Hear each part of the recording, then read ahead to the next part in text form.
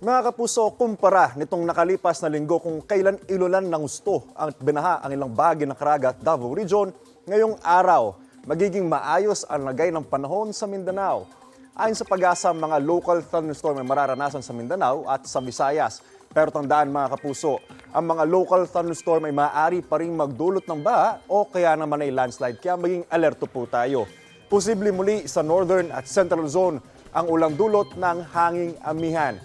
Ngayong umaga, asahan ng pag-ulan sa ilang bahagi ng Northern Luzon kasama dyan ang Aurora, ang Southern Luzon, Panay Island, Eastern Visayas at Zamboanga Peninsula. Base po yan sa rainfall forecast ng Metro Weather. Pagsapit naman ng hapon, uulan na ang napapanig ng ating bansa. Huhupa na ang pag-ulan sa Mindanao, partikular sa Davao at Caraga Region na lubhang naapektuhan ng shear line nitong nakaraang linggo. Posible namang ulanin din ang ilang bahagi ng Metro Manila ngayong araw. Mag-ingat po tayo, mga kapuso. Ako po si Anjo Pertiera. Know the weather before you go.